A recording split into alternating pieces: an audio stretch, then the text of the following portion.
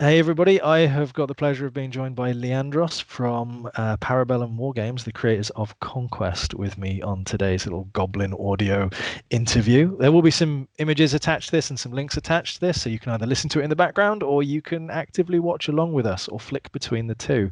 Um, but thank you very much for joining us, Leandros. You okay? Yeah, I'm great. I mean, we're in quarantine here. Everybody has to stay at home. But that's a lot more time to paint, a lot more time to do some hobby that I didn't have the time to do before. But yeah, thank you very much for inviting me. It's really nice to get an opportunity to talk in interviews like this in podcast. So I really appreciate it. Thank you.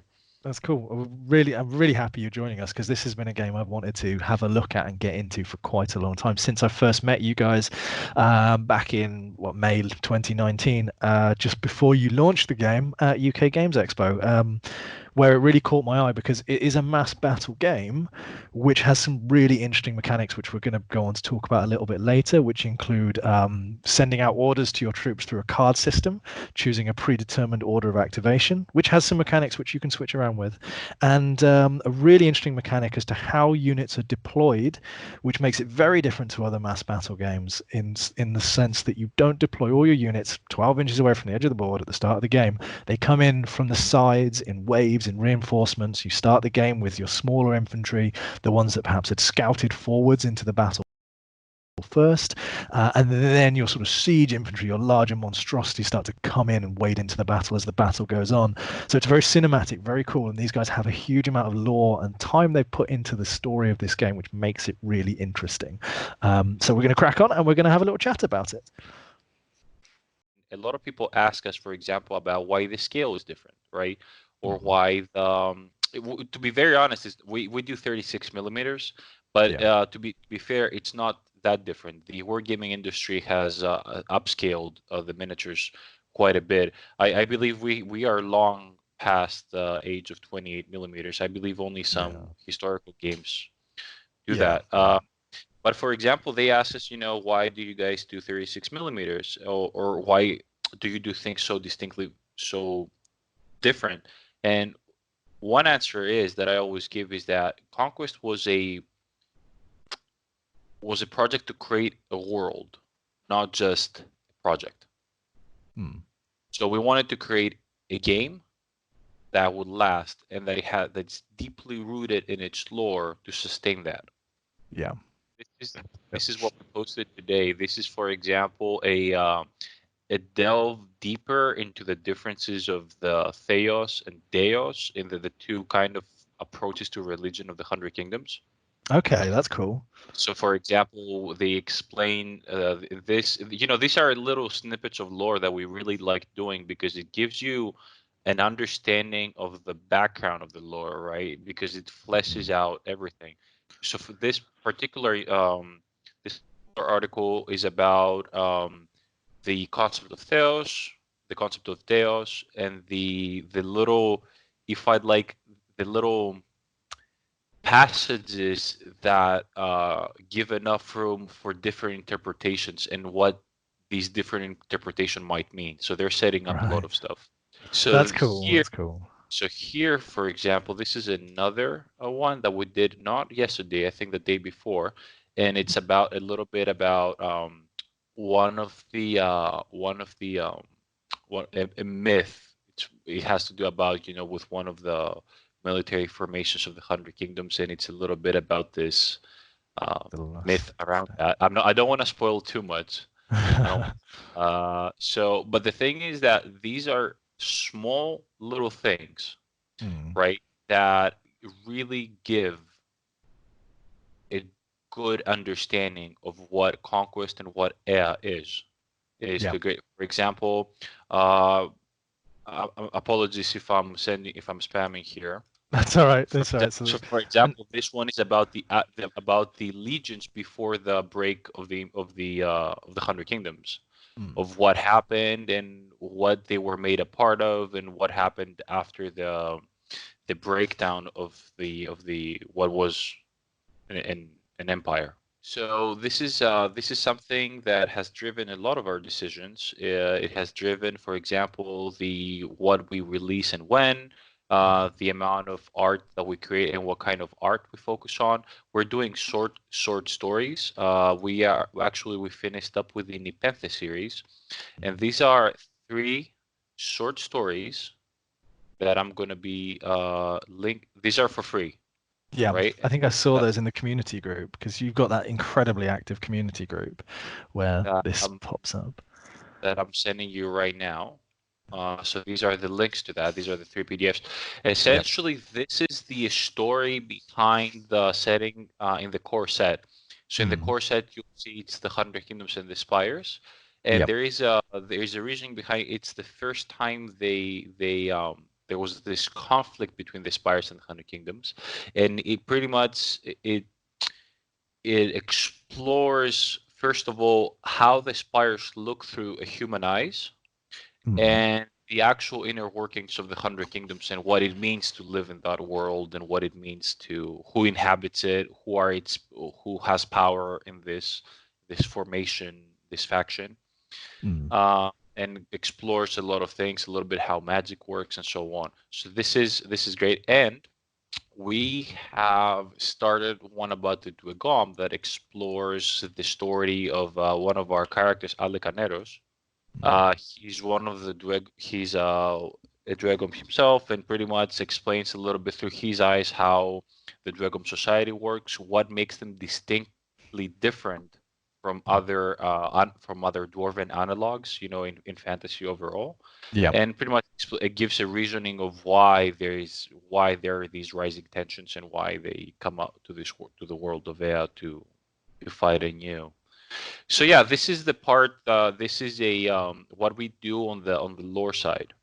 Mm. On the game side itself, now rules wise, we have opted to go with 2 very distinct features in the game that Yep. really set Conquest apart. One is that we have this system of command cards. Now you'll notice that in your core set there was these command cards, and the same with in the expansion sets. Hmm. That is because every regiment has a command card, and at the beginning of the turn, depending of how many regiments came in from reinforcements, you take these cards and you arrange them into a deck. We call this deck the command stack. Essentially, you arrange the order of these cards, and by doing so, you predetermine the order of activations for that turn. Mm. So once you're done, we lock our decks, and and we're ready to go to start playing the game. Let's say we roll the dice to see who goes first. It's me. I draw my first card. I activate that regiment. I take 2 actions, and then it's your turn. And it's a back and forth kind of system. And of course, Yeah. at the end of the turn, then we take our cards and we make our deck again. So that's this predetermining of activations. It's one feature of the game. It's a little Yep. reminiscent of confrontation to that extent. And the Yeah. other feature of the game is that there's no deployment, so nothing starts on the table. There are Hmm. light, medium, and heavy regiments. The light regiments come into the first and second round. They push up at the table to fight over objectives, to fight enemy skirmishers, and as they do so, they push up a reinforcement line that the rest of your army can come in from the sides. Hmm. So you have a game that you have to determine beforehand what it is you want to do, but at the same time you have an always changing and shifting battle lines. So It is this a is really, yeah. Sorry, go ahead. this is yeah. So this is Conquest in a nutshell.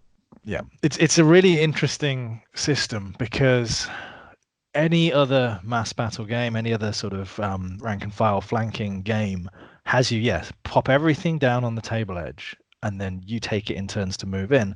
And when I first came across you guys, it was pre-release last year, wasn't it? When you were at UK Games Expo back in May last year. So it's done incredibly in just over 12, just under 12 months, actually, isn't it? Is it? Am I correct in saying that? Actually, we started selling in the game came out in July. Yeah. May, So June, yeah. So yeah. that's about 7-8 months. Yeah, so it's done incredibly well in such a short time and such a rich history. So we came across it then, and you had this amazing table laid out with all of the scenery. You had the Nord table next to it with the really, really cool, like Norse themed armies. And yeah, any other mass battle game, you start off with everything in a line within so many inches from the table edge, and you just work your way up. And what I found really interesting was that fog of war mechanic, and that you're taking the role in the way I see it is you're taking the role of like a commander issuing orders to these armies, and yeah, there might be a delay in those orders reaching the people on the battlefield, which is why the command deck is there to kind of represent those orders being sent out. um, and that's how you would respond in those sort of battles. The other team would be marching onto the table with their predetermined orders. They're going to go over this way. It's not like, oh, you did that, I'll do this. You did that, I did this. But then there's mechanics that come into play that let you sort of like reshuffle those cards, I believe. So you can play reactively too.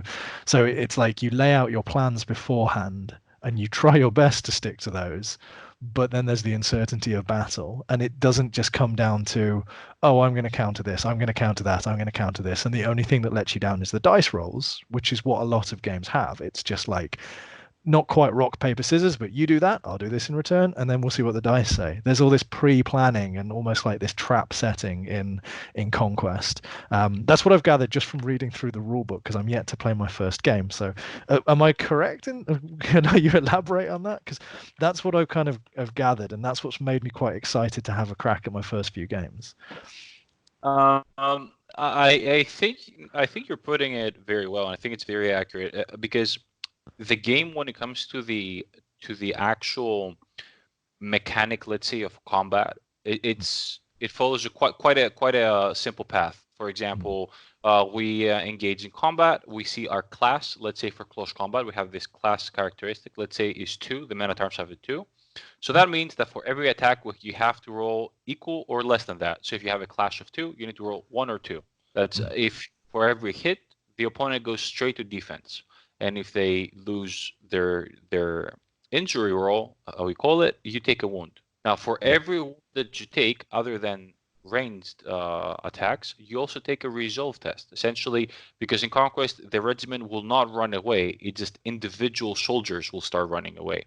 So for every resolve test that you fail, then that means you take another wound. Potentially, that could be a soldier, or that could be another wound in terms of a multi-wound model. So when it comes to the actual combat, things are a lot faster, and there are a lot simplified in the way they work, but not without depth when it comes to tactics.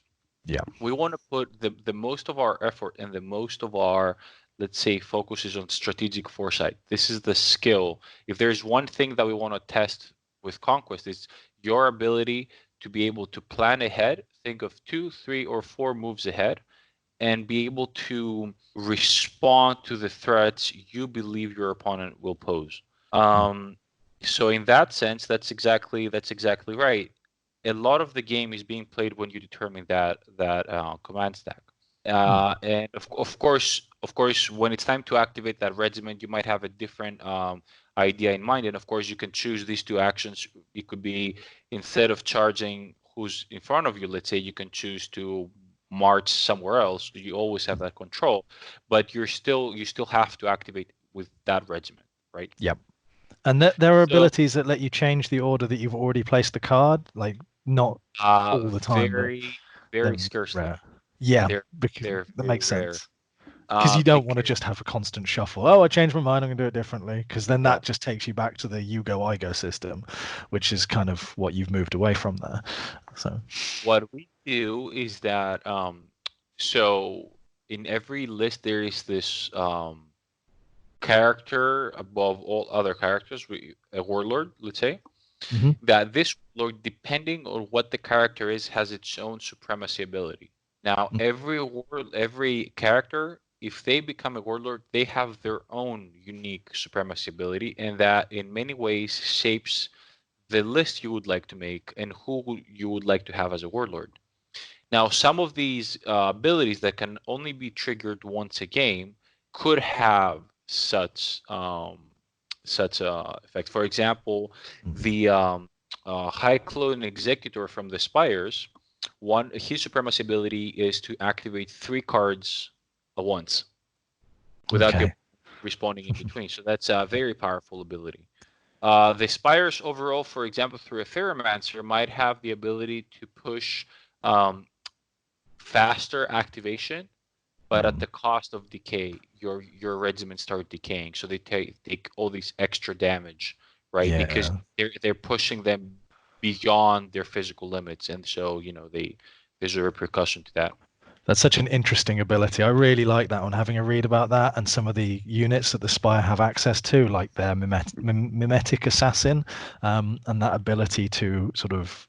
It's a Ferromancer, so he's like, I don't know, he's ferromancing, he's controlling them against their will almost with his pheromones, and he's driving them into a frenzy and they're overextending, but at the same time that can be enough to push that special unit into just murdering an entire regiment.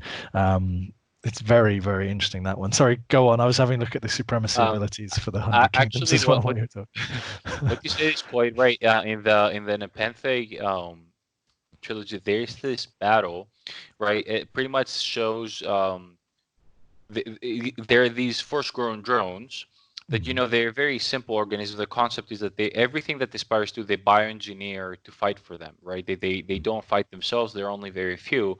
So essentially, a force-grown drone is a organism that has the basic survival instincts, just for, and everything else is controlled by emitting pheromones from a pheromancer, let's say. And there's this point in battle, just for you to get an idea how dark the game gets at some points, that the Pheromancer gives this command for them to keep pushing and tries to burn them out to make them fight harder. And it's a first control that is really wounded, that has lost one of its legs, and every survival instinct in it says flee, and you can see the terrified eyes on it, but it's compelled to keep fighting. So it's this organism. So you see it from the eyes of a man at arms that is fighting against this absolutely terrified creature that has no other option than to fight. Yeah, And that is dark. the game gets really dark. The lore gets really grimy in there, Yeah. and it's something that we love. This is something that we really like with Conquest, that it gets dark, and in a sense it gets really real, if that makes sense. Yeah, well, there's some really interesting. Having read, so again, I popped onto the Parabellum website many times, and I've looked at like the hierarchy of the Spire and how they're divided amongst their different groups. And you've got the Ferromancer, who kind of sits at the bottom rung, with his force-grown drones, and I think the clue is in the name there. They're force grown, and it's quite unpleasant. They're created purely for that purpose, and how the upper levels don't quite listen to the people at the lower levels, and then that leads for a thematic game to you putting together like a revolt, for example, and you could have a Spire army fighting a Spire army themed around the Ferromancer and those drones versus the more nobility higher up, and it all mixes quite well, and you've left so much open there through how you've written those stories and how you've written that lore for people to go, you know what, this battle makes perfect sense. This is why it would happen. It's growing tensions. It's people being unhappy. It's the Ferromancers not being listened to. And destroying one another. And that sounds like that might be quite a potential downfall for the Spire, just reading through their lore. They seem to be very powerful and everywhere across the land, but they also seem to have a little bit of an issue with the lower level workers, if you like. Yeah. No, that's actually very, very accurate, and it's within the design of every faction that they have their obvious and clear strengths, but nothing goes perfect for you in the world of nothing can go great for you, and if it's going great for you, it's not going to be going for long, right? It's all about, there is reason for what they do. There is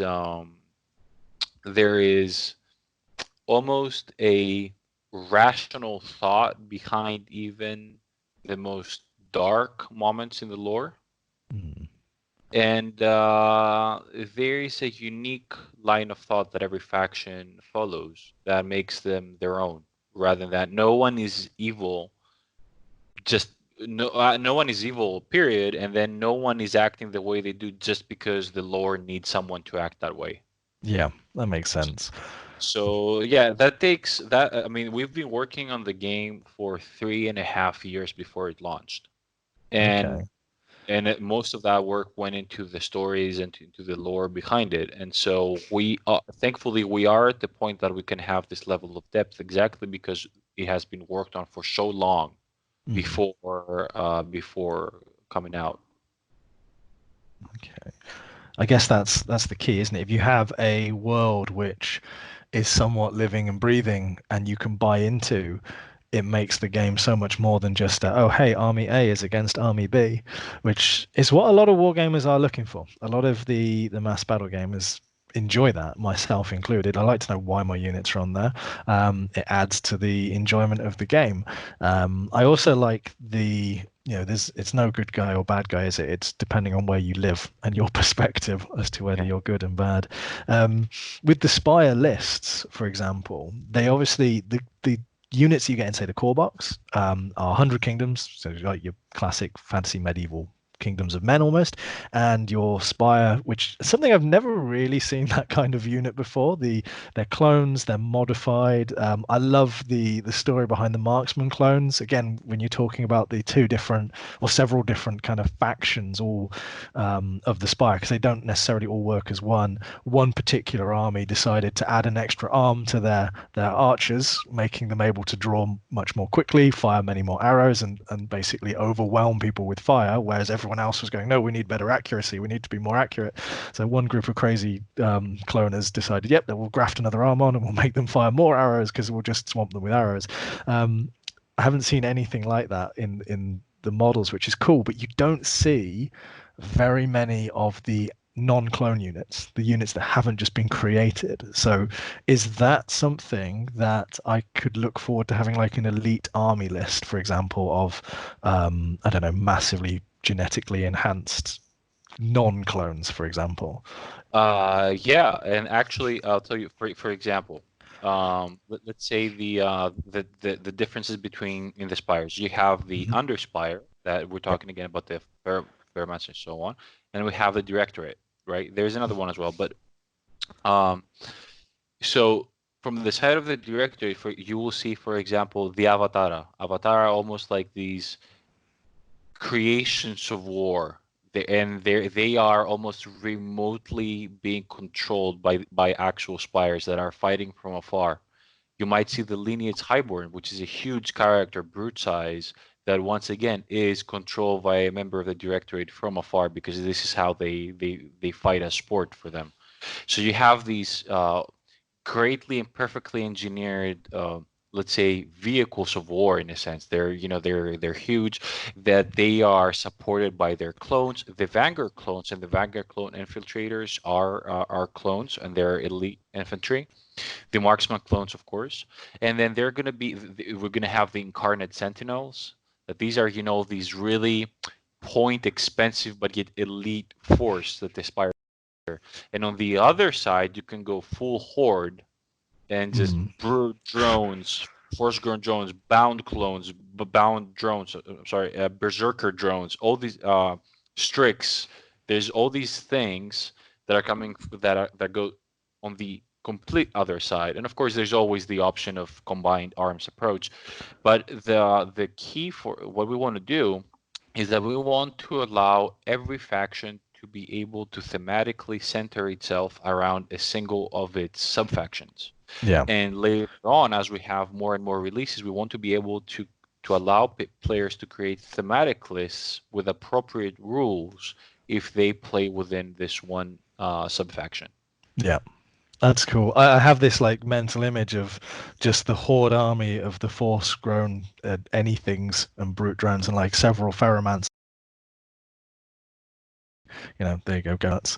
And like the small playing up against somebody with a small elite faction of 100 kingdoms, very much very thematic, very story like, the absolute fear in their eyes as they have to take on a horde of weak but frenzied and mass. Just I don't know what the collective noun for a group of clones is. That might be something to work into the law, the official name for the. Yeah, there should be there should be a word that describes it. Yeah. That describes just a lot of drones at one place. It Yeah. will be something that's banded around amongst the foot troops of the Steel Legion that they were name given to a mass of clones frothing and frenzied going down on them. Yeah. That's And from the Hundred Kingdom side, for example, yeah, you have like anything from militia to men at arms to Steel Legion. The Household Guard are coming out right now, and the Gilded Legion. You have the heaviest cavalry is going to be part of the Hundred Kingdoms army, eventually allowing you to create a full cavalry army if you like, complete cool. with light, medium, and heavy cavalry. The same goes with the Dragon.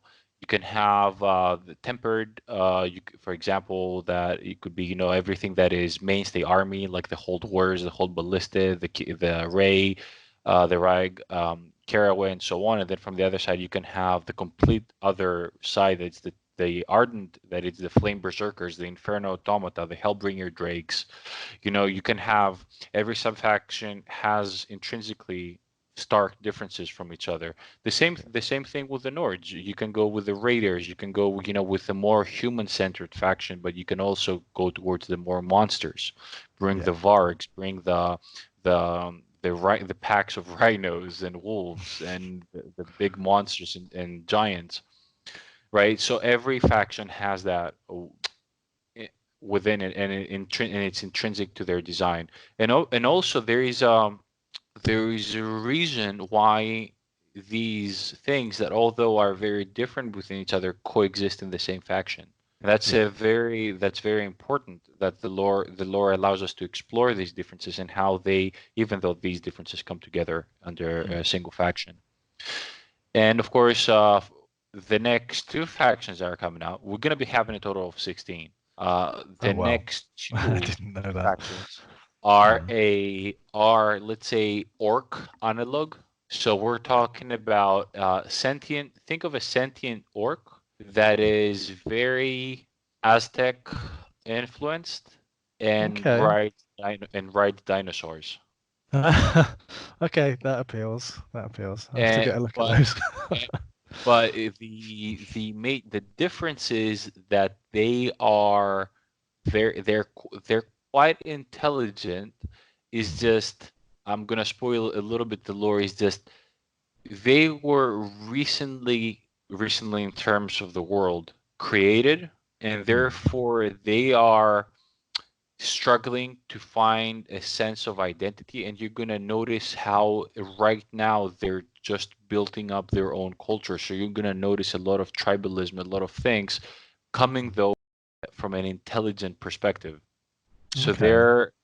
their culture is very different. Is very different, but it's very interesting because it's, usually we think of tribal as something that is a little bit behind in terms of intelligence, and in terms of think, like we think that it's a very just a single way of thinking. But imagine now having something that is actually intelligent, and yet because it's just starting out, you see it at its very first Yeah. steps to becoming to creating something for its own.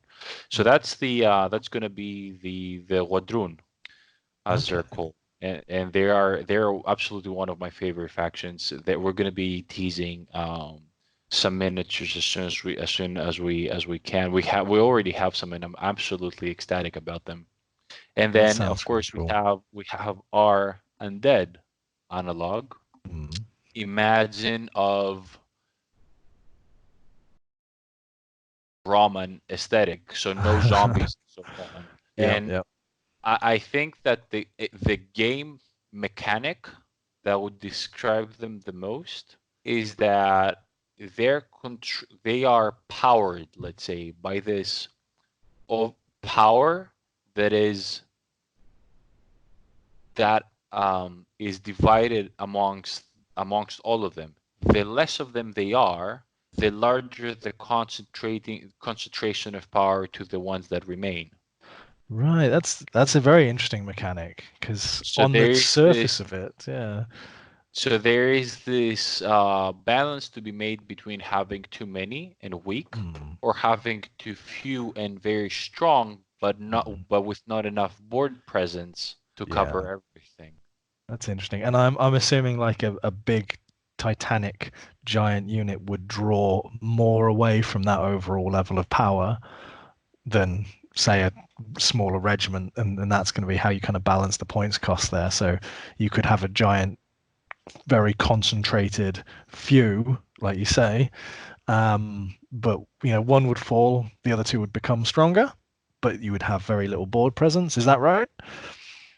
There is there is yeah there's some very interesting mechanics and some very interesting balancing, given how you have to balance this losing and gaining power, but at the same time, being able to cover your objectives and so on. Mm. So it's quite interesting approach There to must have been a the. real headache for the rules writers. Yes, but this wasn't an easy task to begin with, the whole thing. What's the most important things is that what we want the factions to quote unquote play as advertised, right? So the Yeah. things you read on the lore, we want to reflect those things on the actual game. And there is a lore reason are undead coming from the work like this. There's lore. Actually, part of that lore is already explored indirectly from Okay. our overall stories. And we want to, when you start an army and when you're fielding them on the table, we want you to be able to at least mentally recreate the stories you have read and the things that drawn you into So, that faction to begin with. did you say there's already content where people can kind of read about the lore behind at least the undead faction? Where would they find that Uh, to it's start not teasing themselves? it's not about the lore. Does not speak of the undead. It Okay. speaks about the things that led to the creation of them, and also Okay. some other important parts. The fall of the god Haslia is and how the 100 kingdoms were how they were spread into those kingdoms and how they were created. It's quietly tied to the story of the undead. Yeah, So that makes sense. I'm spoiling a little, but just to give you a little bit, of how far in advance we try to build things up. An important thing of what we do is that we want the armies to play as advertised, and the things Yeah. that you that you read on the lore is what you should expect when you're playing a faction, and that Yeah. that applies to all of the factions that will come out. Yeah, I'm really keen to try. I'm starting with the Spire. That's what I'm going to go with for my first army that I play. Um, I like the visual aesthetic, and I thought they were quite dark, which was quite neat. And I'm really keen to see when I first play with one of your vanguards, which should be once everybody's out of isolation. That should give me enough time. I'll throw my picture of my starting painting into the community group that you have as a bit of accountability, so I get it done for before we're done. Seeing how the different armies play, because there are a lot of games out there that have tried to balance so much that you may as well be playing the same army just with different miniatures, and just having a look at the stat profiles, the different abilities in the rulebook that the command characters give to your army, and like the different models available, they look very different. I'm very much afraid of building this abomination though, because it's huge, and it's going to take all of my painting skills to make it not look terrible. Because it is quite a large model. But like, what are some of the main, if you can highlight any play differences in, say, this? Go with the starter box, the 100 Kingdom. I noticed that come with archers, crossbowmen. If I grab the box, whereas the Spire have not got ranged units, but instead have some brutish, well, the brute drones and one giant monstrosity, right? So what's the difference between these two armies in terms of playstyle? What are we getting in the core box? The core set is a first of all, yeah, it has a lot of miniatures in there for both sides, and it's a good place to learn the game from. It has enough. It has enough selection. So it has the infantry, it has ranged unit, it has cavalry, it has brute, it has monster. It has 2 characters, and it's enough for you to get an idea of 90% of the rules just from the core set. And that's pretty much what we wanted to create. We wanted to create a great introduction um, to new players. Now, I think the overall differences between the Hungry Kingdoms and the Spires is that, first of all, and I'm talking beyond the box as well, is that the Spires do not have magic. So the Ferromancer and the Biomancer, they have abilities, but they're not casted through the magic mechanic. It's a Okay. different style of synergy. Um, but for when it comes to the actual box, essentially you have the 100 Kingdoms that are attempting to pin down regiments with men at arms Yep. and counter assaulting with knights whilst being able to fire with the crossbowmen.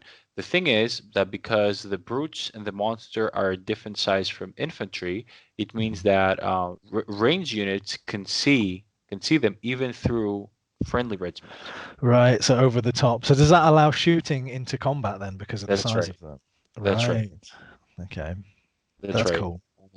So they're trying to play with this mechanic because both the men at arms and the household knights are actually quite good in defense.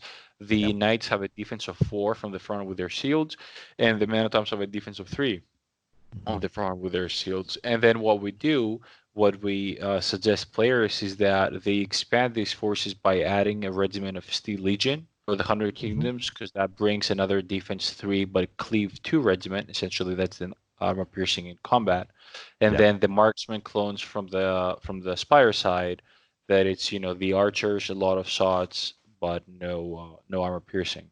So Yep. this is how we suggest expanding. And from there on, of course, you have a good enough understanding of the rules to be able to choose now what kind of list you want to build. Yep. And a lot of new stuff is coming out for you to supplement that.